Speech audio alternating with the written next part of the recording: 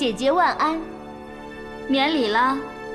今日我贵为皇后，得替皇上惩恶除奸。魏氏一族弄权跋扈，全部该死。卫青害死李广父子，处以极刑。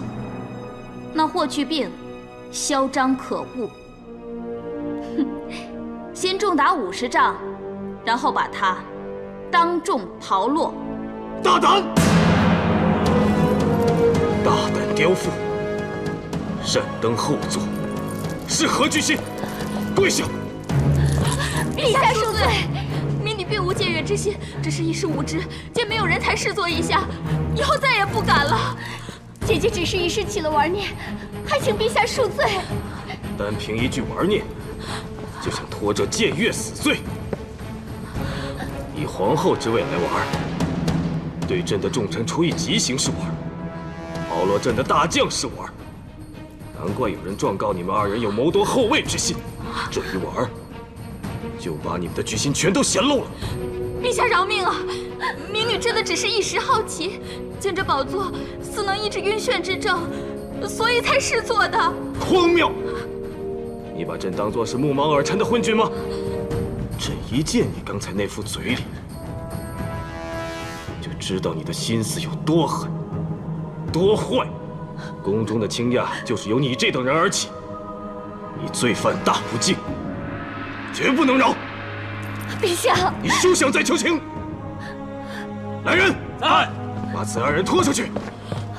王丧即刻斩首，王晏押回凤凰殿，等候发落。陛下饶命啊！陛下饶命啊！陛下饶命啊！妹妹，救我呀！陛下，放过我姐姐吧，我们是无心的，我们根本就没有想过要谋夺后位。陛下，放过我们吧！休要狡辩！你纵容亲情，居心不良。朕是念及你是红儿的母亲，才饶你不死。朕会册封红儿为齐王，明日你就与红儿启程去封地，做你的齐王太后。陛下，陛下，臣妾知道错了。拉下去！落！走！陛下！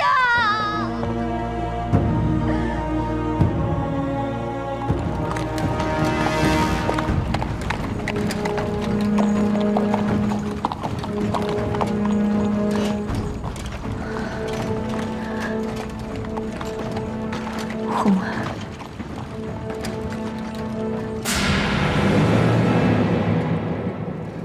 他们母子这一去，等于永别长安了。朕知道你心有不忍，放心。齐国地势险要，城郭极大，只是临淄城就有10万户，是地大物博的好地方。朕没有亏待他。医风十足，或许就是人心变异的开始。想当初，他患难中仍为家人牺牲，其纯其善。可是如今却……人易得，人心难测。这么一个怯懦柔弱的女子，一朝得宠，竟也有僭越之心。若不是去病揭其居心，日后她气焰更盛，后宫就更多事。这是去病向陛下进言。去病从小就在你身边，得你照顾，他关心你也是应该的。嫔妃们争宠，本是平常事，但若背着君上，便擅议朝中重臣，而且态度极为嚣张，对皇后语出不敬。听其言，知其心，恐怕日后成为后宫祸患。是否祸患，一试便知。以前是臣妾照顾他，担心他，想不到如今反而是他担心臣妾，急着维护臣妾。而朕更担心的是王爷身边有个只会煽风点火、居心叵测的王丧。陛下远虑的是红儿还小，不懂人情世故，耳濡目染会受王丧影响。王氏姐妹感觊觎你的后位，就也敢教红儿抢夺太子之位。或许当日红儿受伤，巨儿受疑，也是与王丧有关。早早将红儿送去封地，才能避免一场兄弟纷争、宫廷倾轧的祸乱。但是陛下就要与儿子骨肉分离。身在帝皇之家，这种分离就必须承受。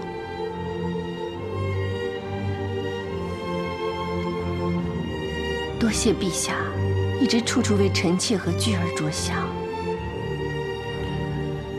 朕身边可信之人越来越少，朕只想好好珍惜你这份真心。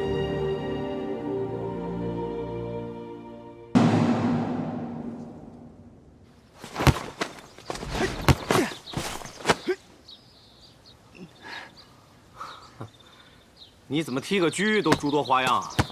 我呀，我开心嘛。是皇上批准了你的奏折，封了齐王，送走了王夫人吧？我是为了帮姨母扫除后宫大患。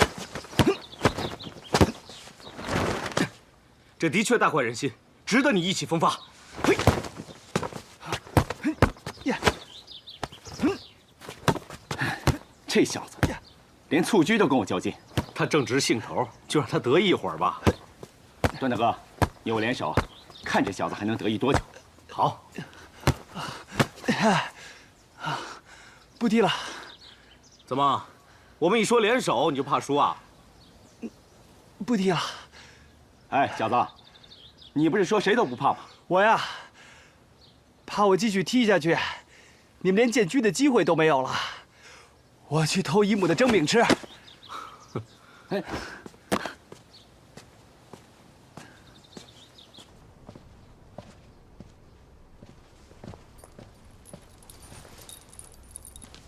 祛病，祛病，祛病！来人！姨母，姨母，怎么了？吓到你了？你竟然敢骗我！你说你，堂堂统帅3军的军侯，竟然如此顽劣，没有规矩。祛病，还不就是想骗个姨母做的蒸饼吃吗？姨母，你笑什么啊？我笑你啊，就为一个蒸饼，什么事都做得出来。那是因为姨母做的蒸饼味道独特。那你倒跟姨母说说，什么味道？有种家的味道。一见到蒸饼，就会想到姨母的疼爱。你不觉得姨母平时对你太过唠叨？是有点儿，不过这么多年了，祛病早就习惯了。况且全天下，也只有姨母一个人会对祛病如此唠叨。祛病倒觉得弥足珍贵了。真没想到，一个面对千军万马都不眨一下眼睛，都不牵情感的豁达司马，竟会说出如此窝心之话。皇后，蒸饼快好了，请去看看。真的，快点拿来呀！别着急，姨母去看看，做好就给你拿过来。嗯。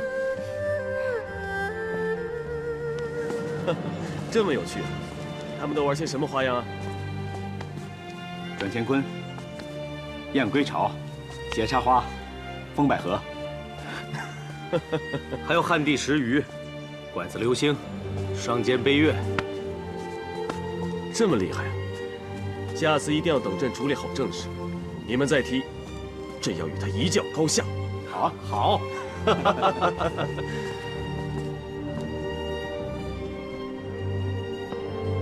祛病，祛病，祛病。哎呀，起来了。哎，由他睡吧。祛病，祛病，皇上来了。祛病，还不快起来向皇上行礼？参见皇后。免礼了。陛下圣安。免礼了。他方才装晕骗我，现在啊，该是骗你们了。霍去病，霍大司马，别闹了，一天装2次不腻嘛。快起来，好久没点都来了，正等着你呢。祛病，祛病，醒醒啊！祛病，祛病。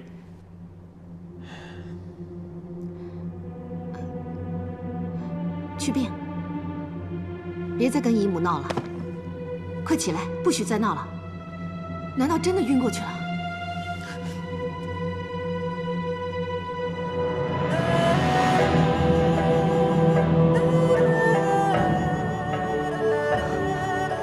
快传太医令！祛病，起来，别再吓唬姨母了。姨母特意做了蒸饼，让你开怀大觉。姨母为你做了蒸饼，祛病，你不是要吃姨母的蒸饼吗？你快起来啊！不是才上过了什么镇灵丸、神芝吗？还不快去给朕拿来！诺，还有那个云香，有提神养灵之效，快给朕拿来烧上来！快！诺，霍去病，祛病，朕命你起来！皇上下令要你起来，你赶紧给我起来！别吓我姨母好吗？祛病，你快给我起来！不会的，不会的，他如此生猛有劲，他不会有事的。你答应过我，会当一个勇武有志、谦让仁德的统帅。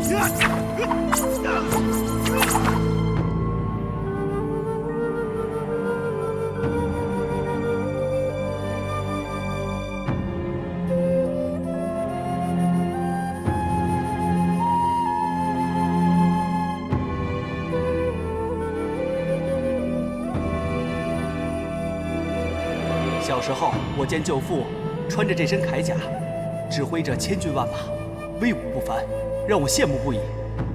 今日终可与舅父一同并肩作战，斩杀外敌，我一定要箭无虚发。箭无虚发。我记得我上次凯旋后，你送我这个玉笏就这么说的。舅父，你还记得？你舅父说了，这玉做的笏容易碎，不能上战场。那就平时带着，显显大将军的威武。出征的时候就穿铠甲，我们一起上阵杀敌。好，一起驰骋沙场，保家安邦。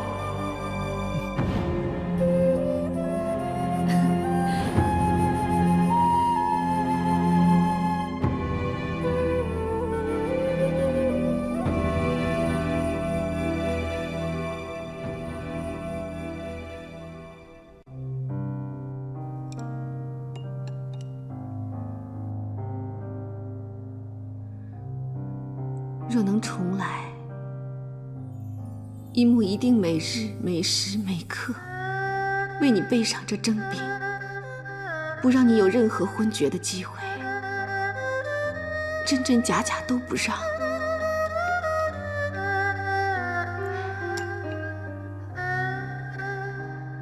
若能重来，姨母会在你每次出征前告诉你，你是我们大汉最纯真的英雄，心无旁骛，满心装载的只有平定天下，壮我山河。若能重来，姨母会在你每次凯旋而归时，少些教诲，多些称赞。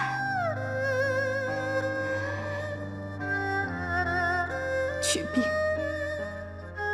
你年少丰厚，风朗俱煦，姨母自豪不已。可姨母也担心你的朝夕安危。你意气飞扬，威震大漠，姨母欣赏不已。可姨母也担心你树大招风，飞来横祸。姨母并非要絮叨，只是太过在意。你说这蒸饼是家的味道，只要你喜欢，姨母就为你做。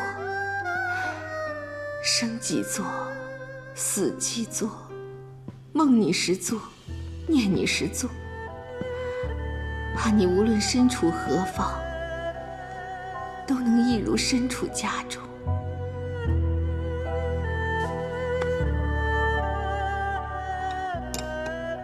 朕陪你一起。陛下，他还这么年轻，他忠心为汉，披肝沥胆，天和泰人竟让他盛年短折。若能让你舒坦些，只当这是天妒英才吧。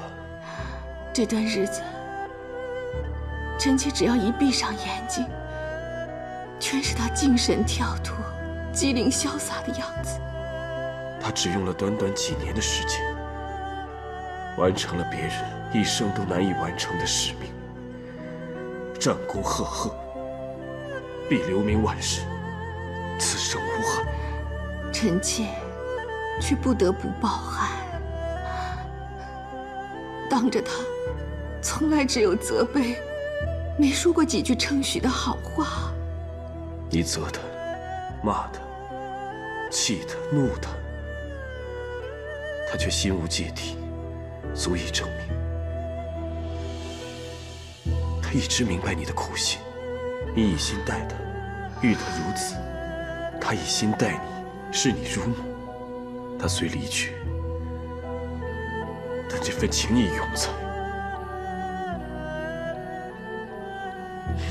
别再难过了，朕已下旨，命蜀国宣甲兵列队自长安至茂陵，夹道送别其灵柩，并命人将其墓冢依祁连山模样铸造，以彰其破外敌、靖边患的战功。去病他一生，不贪慕功名利禄，偏爱边塞的广袤风光。陛下的良苦用心，臣妾感激不尽。去病墓冢坐落于茂陵一侧，将来也陪在朕的身边，永远是朕最坚强的臂膀。这样让魏氏家族，让大汉子民，让后人都以霍去病为荣。谢陛下。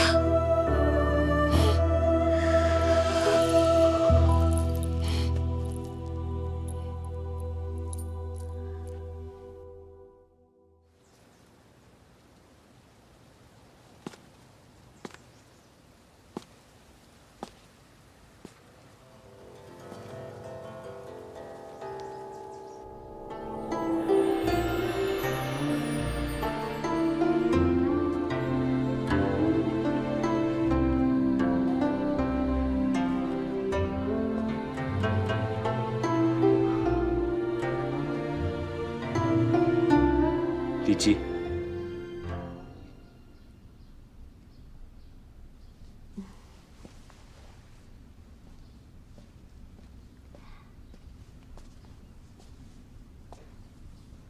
方才的乐曲，上次你与皇后合奏此曲，见你投入，知你钟爱此曲，所以我就勤加苦练，希望有朝一日亦能跟你合奏。你无需刻意苦练，你弹奏起来，别有风韵。只要谈自己喜欢的就好。自从霍大司马去世，这段日子以来，你一直郁结难舒。我弹此曲，只希望能让你开怀解忧。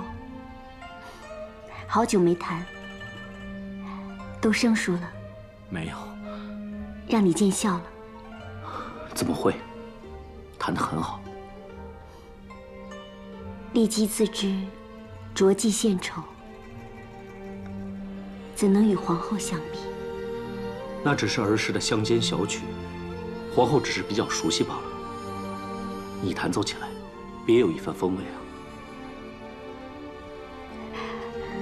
我做了一些小食。上次皇后设宴的时候，我们吃过的。可是我试了好多次，都没做好。这次觉得做好了，可以让你尝尝了。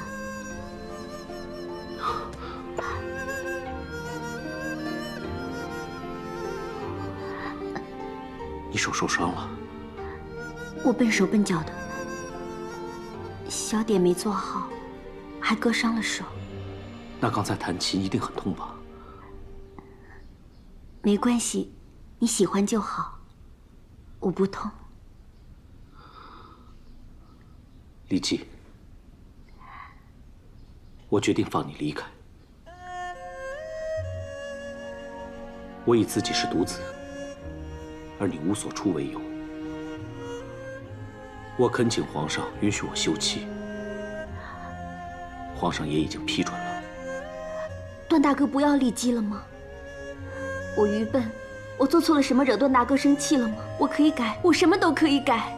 你没有错，你是个好女子，以后也是个好妻子。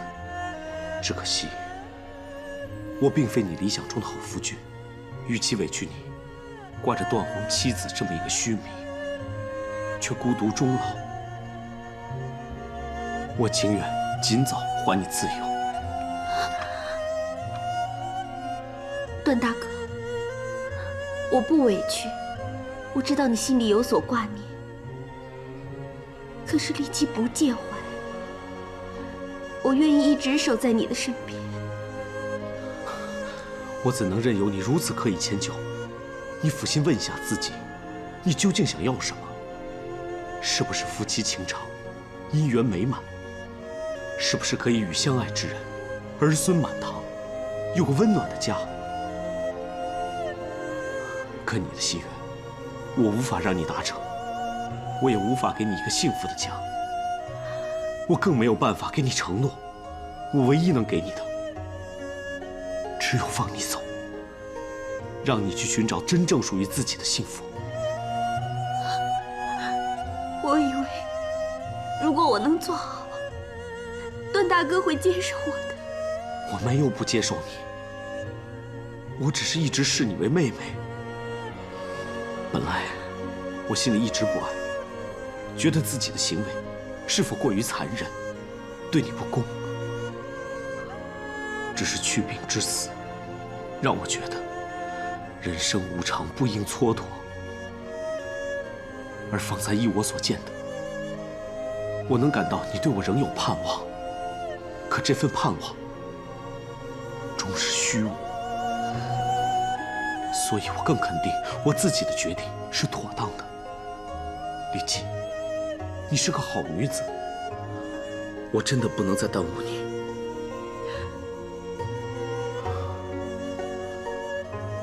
我帮你安排好马车、钱粮和物品，待你整理好行装，便启程。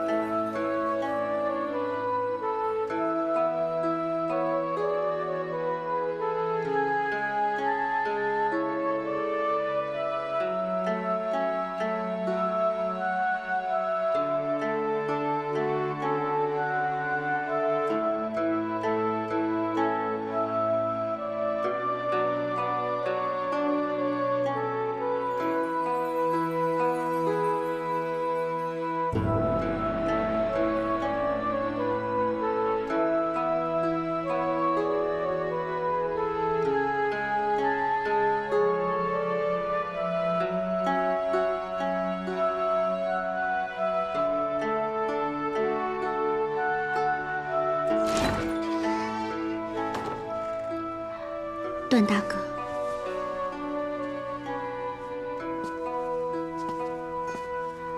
段大哥，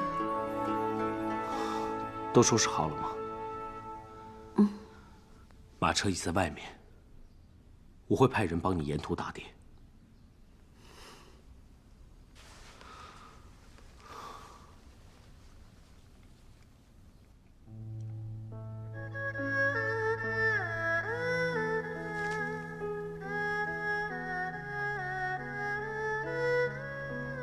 真是感谢上天，让我遇见段大哥。你是个重情重义之人，可惜我不够福分，无缘做段大哥的妻子。是我有负于你。初闻段大哥的决定，我的确很难过。不过，如今已经想通了，知道你全是为了我好。我真心渴望能有一个疼爱我的夫君，我为他生儿育女，执手与之偕老。你能这样讲就好。我知道段大哥心有所属，我真羡慕那位女子能够得到段大哥的真爱。不过有时候你也要像我这般，若无缘续情，放下也许更能幸福。段大哥顺遂圆满，也是丽姬所希望的。不管如何，我都感谢段大哥。若我以后真能找到幸福，也是大哥当日在危急之时救我一命，和今日的妥当安排。你这么好的女子，一定会找到好的归宿，二人相守，自在生活。若我以后真能成婚生子，定会对夫君和孩子们讲，曾经遇到一个段大哥这样的好人。我送你出去吧。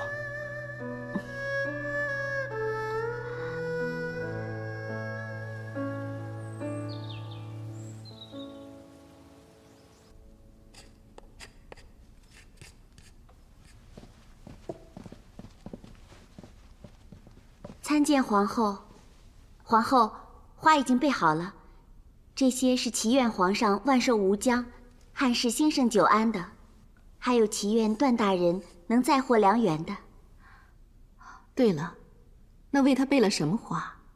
已经准备了桃花。还有，给陈皇后采了芍药吗？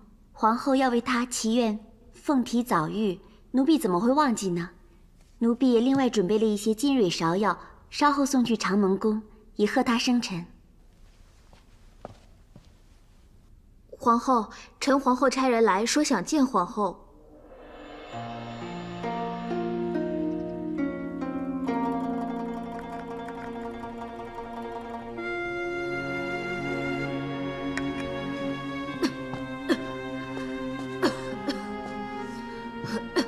皇后驾到！皇后万福，你身体抱恙，就不要多礼了。来，坐下。你可还好？身子有没有起色？这里有什么缺欠的，就跟我说，我派人给你送过来。谢皇后关怀，这里供奉如昔，并无所缺。至于我这身子，也就如此了。自从母亲撒手而去，活在这世上，也没有什么牵挂了，只想早点随她而去。你怎么能这样想？窦太主有知，也不希望看到你这样萎靡低落。再过2天就是你的生辰，我想送些金蕊芍药来，也添喜气。谢皇后，你待我实在太好。母亲的丧事也多亏了有你，才办得周到体面。母亲死后，除了皇后，再也没有人来看过我，更不要提什么生辰了。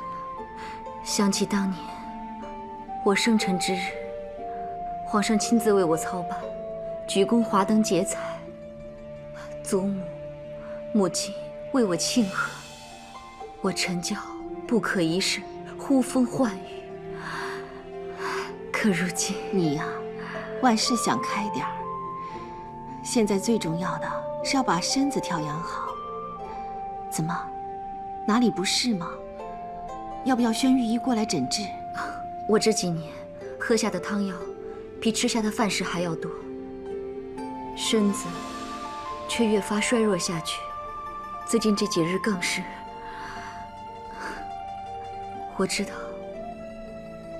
我的时日不多了。只是有一事，如果我不做，我死不瞑目。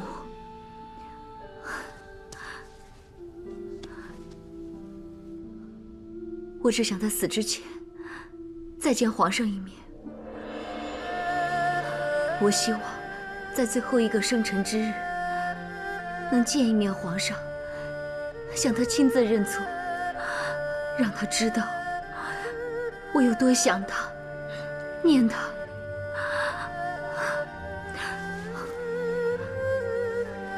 皇后，这是我最后的恳求，求皇后把这悔旧书交与皇上。我知道，只有皇后你，才能让皇上了我心愿。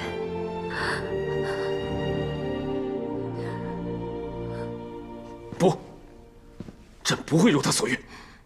陛下，这里面写的都是臣娇对过往的忏悔和对陛下的思念，字字泣血，只为能见陛下一面。这里面就算写着1000个、10000个悔字，又如何？被他们母女害过的人，可以抹去那些悲痛经历吗？朕绝不会见一个千方百计谋算于朕的人，更不要见一个3番4次要加害于你的人。千错万错都已经过去了，而且臣妾早已淡忘。如今臣妾有相爱的夫君在身边，有可爱的孩子承欢膝下，何其幸运！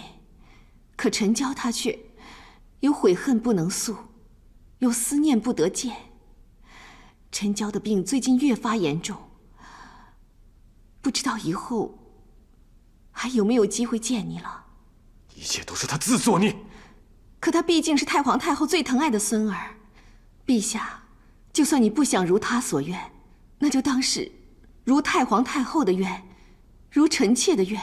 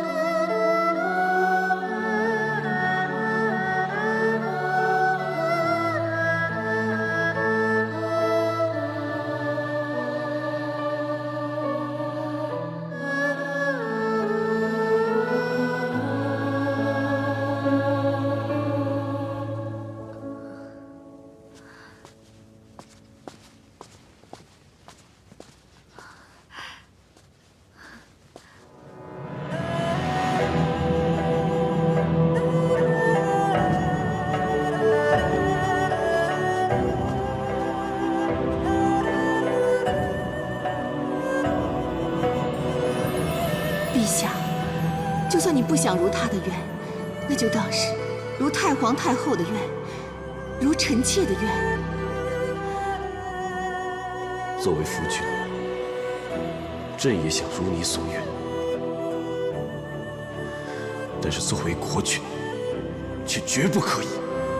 你可知他母亲犯过什么滔天大罪？黄桃曾暗中勾结刘安，朕这个姑母竟然助刘安让枯井出水，你是灾星。为陈乔得自由，连谋权篡位之事都敢做出来，朕让他母女得以受诛，已经是对太皇太后尽孝，仁至义尽了。陛下，子父，望你体谅君心。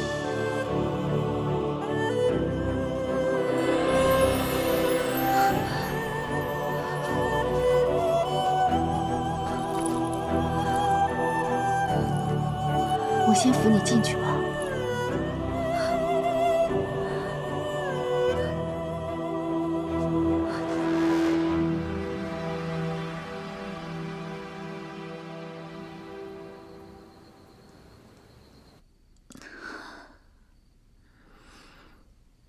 启禀皇后，药好了。我来。皇后，不要走开，多陪我一会儿吧。先放下吧。诺。你看外面，月色清亮，照得万物光滑如炼。你这里恬静非常，是今夜赏月的好地方。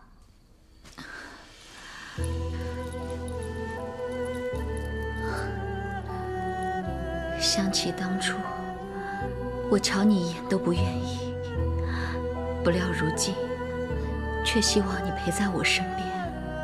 子父对不起你，未能劝得皇上。我相信你以全力相劝。我也明白，皇上今生今世都不愿意再见我。罢了，我在这里等了这么久，早该知道结果如此。你不用替我难过，我只是作茧自缚罢了。皇上其实知你有悔意，只是皇上有他的难处，希望你体谅。你真好，什么都好，就是心太软了。你就没有想过，是我不安好心，假意悔改，利用你重返宫闱。我信真诚以待，必有善意相报。可是权欲熏心，你的真诚很容易被人利用。你可知道，你的位置有多少人觊觎？不能不防啊！后宫人多，心思难免疏逸。即使以诚相待，可总会有为权、为利、为君、为情而筹谋算计的人。谢谢你的提点，子父也会谨慎防患。可是我始终相信，有为己欲而害人者，也有舍私利而愿意帮助照应者。诚心待人，必得天佑人助。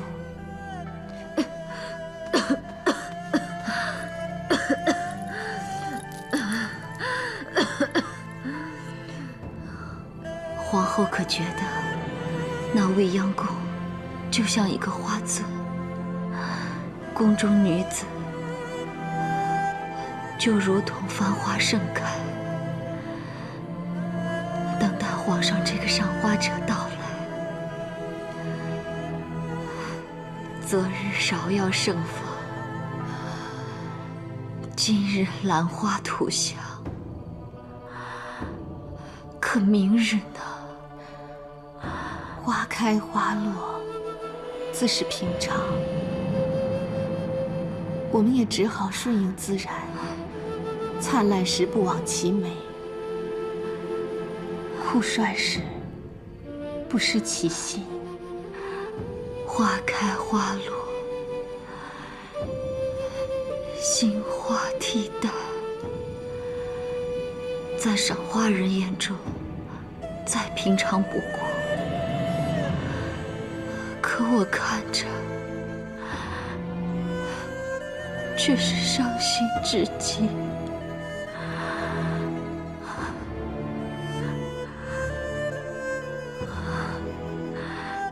想不到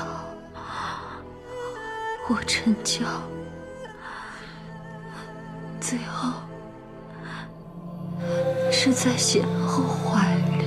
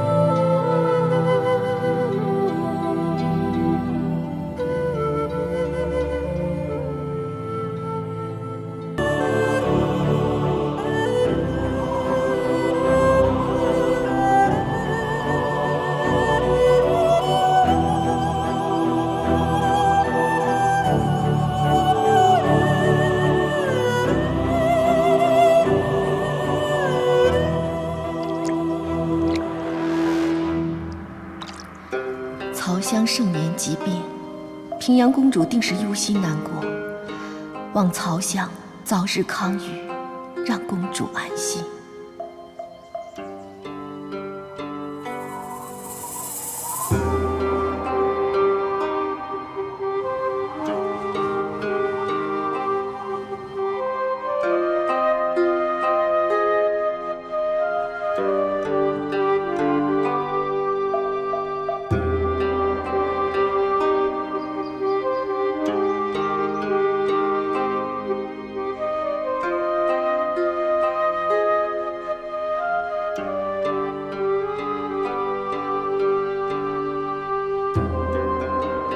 姐姐节哀。襄儿去世，不幸的事情接二连三的发生，姐姐此时必定难过。那夏侯伯与他父亲的事必同尽，事情败露而畏罪自杀，死不足惜。反正姐姐与他已分了，只是姐姐将全部心思都放在儿子身上，却偏偏造物弄人，让他失去了依靠。公主是女中豪杰，不会轻易垮掉的。如今公主肯从平阳县搬回长安府邸，足可见她想通了。要不然，也不会修书告知陛下她的行程。但愿如你所言，只怕姐姐好强，沮丧之情不欲被人看见，郁结在心，反而难解。陛下，陛下正好要去坝上祭天，回宫之时必会经过平阳侯府，何不前往与姐姐一聚？如果能得到陛下的关顾，姐姐定会觉得窝心，因为陛下是他唯一的至亲了。若不见，朕也难以安心。但愿朕此行能够开解姐姐心中愁苦。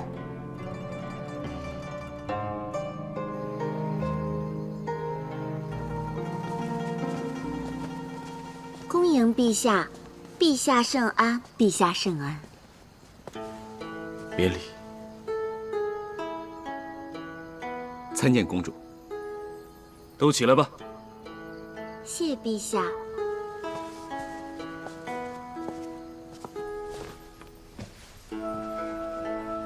这几年，姐姐让弟弟好惦记。这几年发生太多事，知道陛下挂心于我，可我并非无坚不摧之人，历经太多生死离别，我也需要些时日静思。那姐姐如今作何打算？命由天定，事在人为。我不会再埋首于往昔，献身于困顿，任由它春去秋来，人去楼空。我依旧安享这静好岁月，笑看今朝。姐姐能看得开，那就好。久不见大将军，近来可好？如今外敌远遁，国泰民安，又有段大哥带皇上巡查各地，所以臣呢也可以专心地安排边关布防，训练新军。军务之外，大将军也应该好好享受你以半生血汗换来的太平盛世。那以后啊，你就多与朕狩猎对弈。臣遵旨。啊，姐姐既然回来了，就安顿在长安吧，与我们同享福音，也好让朕安心。弟弟放心，我既然已回长安，就要做回以往的平阳公主。那就好。皇后还特意让朕带来了百香酿，盼你岁月生香。怎知美酒未饮，已见奇效。姐姐风采气度，不减当年。岁月生香是我毕生的所愿，我就多谢皇后记挂了。只是要论风采，就比不上今日长安百姓所盛传的女子。那女子的卓越风姿，还有歌谣口耳相传，不知弟弟是否有听过？是什么歌谣？北方有佳人，绝世而独立。一顾倾人城，再顾倾人国。宁不知倾城与倾国，佳人难再得。真有此歌谣中的佳人？这佳人不就在朕的皇宫里？除了皇后，谁还能堪称倾城倾国？皇后自然是绝世佳人，但歌谣中这美女，却另有人在。且凑巧就在我府中，弟弟不妨一见。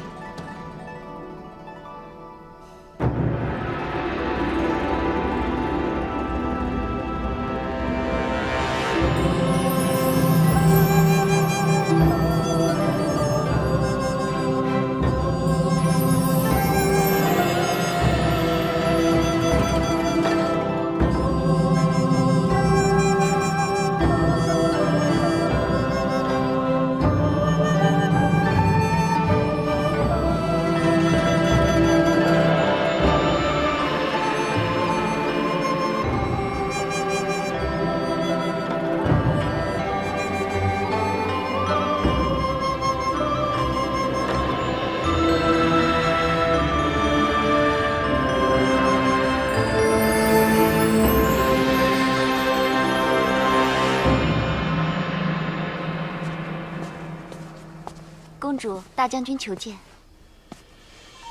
参见公主。坐。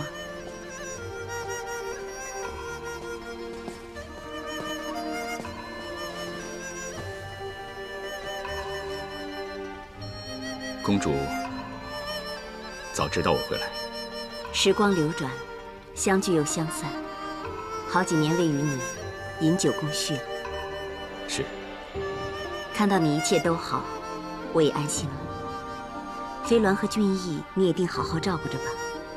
飞鸾渐老，稍见衰落；俊逸则很好，青出于蓝，比飞鸾年轻的时候更加矫健有悍。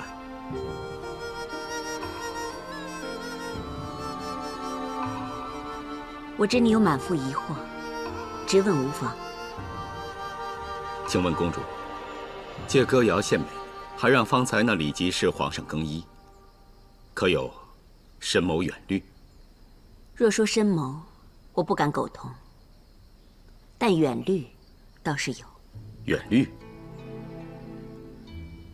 公主得君上关心，臣民敬重，又何须忧虑？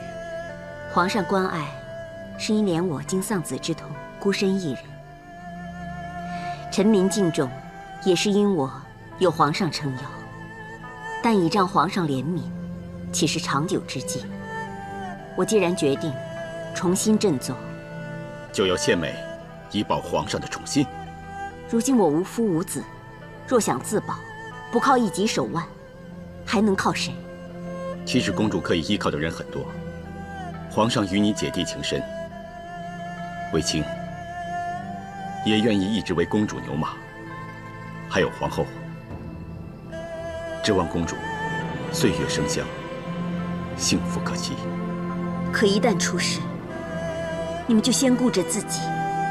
一如你姐姐当日面对勾结外戚的谣言，生怕被牵连于我同谋弄权，就牺牲我们的姻缘。公主，并非如此。往事已矣，多说无益。总之，我今日所为，绝非与你姐姐作对。毕竟，我已不是往日威风八面的平阳公主了。公主，李姬，她也不过是我此生飘摇命运中的一块救命浮木。当日我决意回长安，不料上天让我遇上她。虽是个家世凄惨的卖艺人，可相貌品行不凡。我一看便知道，若抓住她，往后的日子我或有保障。公主，信得过她？她生性善良，也体味过人生百般辛苦。就算入了宫，也会与你姐姐一样，谦卑待人。何况皇后贤德，皇上对她恩爱情长，不会因为一个李姬而改变。你放心，无论如何，我都不会害你姐姐。有公主这番话，卫青就安心了。刚才莽撞，还请公主见谅。魏大将军，若仍一如当初，视我为知己，就请与我饮下这支酒。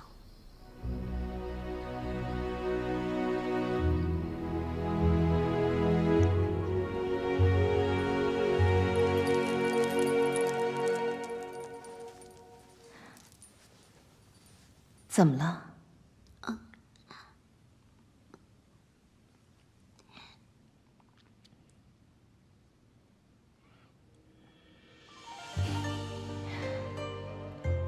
原来你发现了本宫的第一根白发，这有什么需要藏起来的？青春流逝，华发渐盛，本就无可避免，自当顺意而行便是。皇后风韵依旧，一点都没改变呢。普天之下哪有形貌不变之人？韶华易逝，容颜易老。青丝经岁月染白，并不可惧。指望此心此志能历久弥坚，就像皇上对皇后的真心一样。皇后，皇上已抵城门，会从御河入宫。不过听说还有一名女子陪同皇上归来。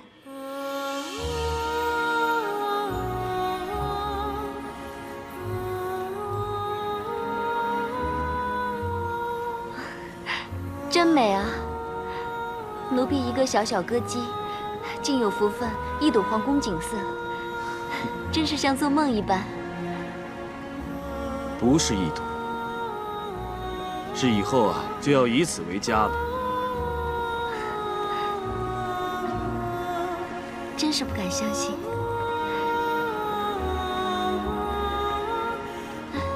陛下，那座高高的是什么宫殿啊？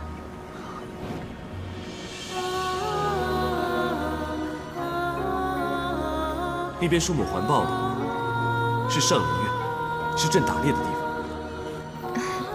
这边大殿是前殿，是朕上朝的地方。这是宣室，是朕朝议之处。果然气势恢宏。那间焦红色的是什么殿啊？这座宫殿外壁怎么是焦红色的？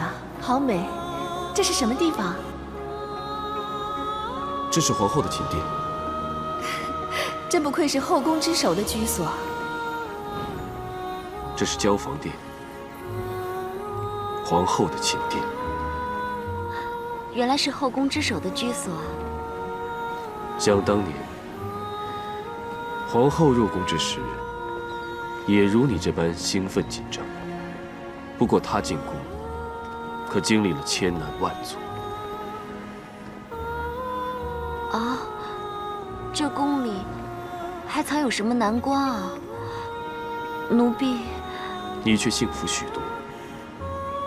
如今的皇后贤良淑德，在她的料理下，后宫众妃和乐融融，你不必有丝毫担心。那奴婢一定要拜见这位贤后。不错，后宫的一切大小事务都由皇后定夺。你入宫后首要便是到交房殿拜见皇后，记得要施礼，用心听皇后之言。诺，奴婢记住了。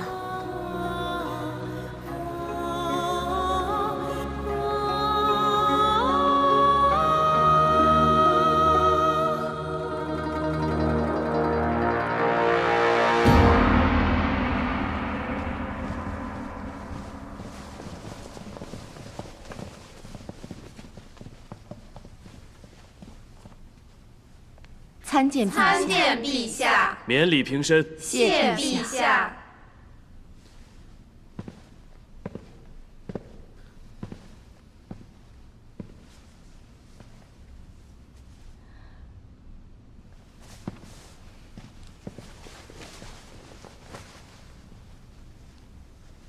朕在外面这几日，宫中一切可好？陛下出宫为民祈福，宫中上下也潜心为大汉万民祝祷。姐妹们都盼着陛下归来，分享民间所见所闻呢。朕这一路见闻颇多，收获也是不少。不过最令朕开怀的是姐姐终于振作了，她心情好转，朕心中的一块大石也总算是放下了。臣妾也盼着能与她一续呢。这是当然。她已回长安，往后你们就能多见面了。这次朕在她府上还带了一人回来。臣妾也有所闻，听说陛下圣恩眷顾一位歌姬，为何不见她同来呢？皇后愿意一见，朕才传召。既是陛下有意之人，臣妾自然要一睹芳容。好，传礼姬进来。诺。宣礼姬觐见。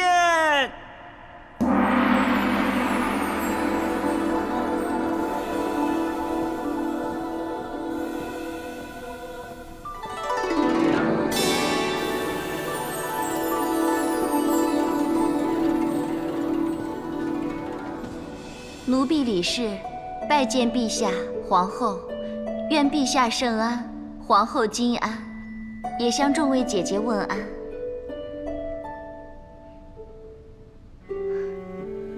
起来吧。果然清丽大方，识得礼数。若论大方得体，属皇后第一。你们要多向皇后学习。臣妾定遵陛下旨意，不负皇后教诲。奴婢初入皇宫，蒙昧无知，求皇后多加指教，奴婢必遵懿旨。礼姬应如何安排，就交由皇后决定。臣妾愿听陛下圣意。不知皇后以为封为夫人如何？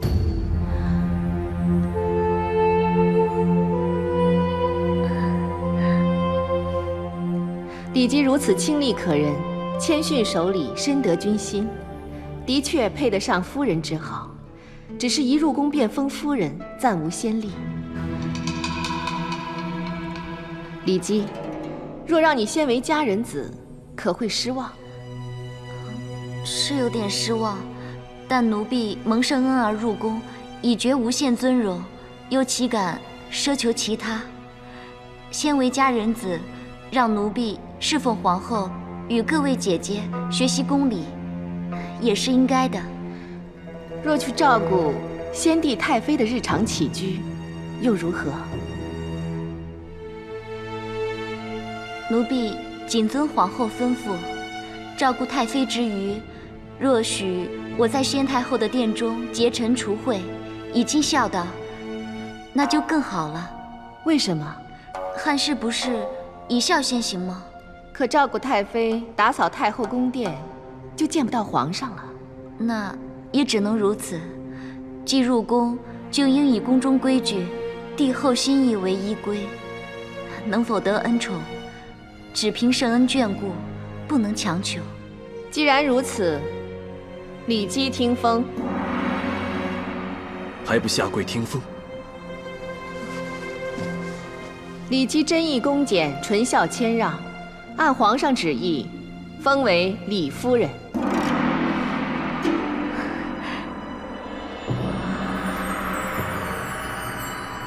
还不快谢皇后恩典！谢皇后，臣妾日后定谨遵皇后教诲，恭谦而行，安分守己。既封了夫人，就等皇后赐殿于你吧。臣妾不敢奢望。自你方才入殿，本宫总觉得这殿中暗香浮动，不如就赐披香殿吧。好，披香殿好。谢陛下和皇后圣恩。起来吧。正妃日后要多照顾初入宫的李夫人，大家和睦相处，相互照应，一同侍奉皇上。诺。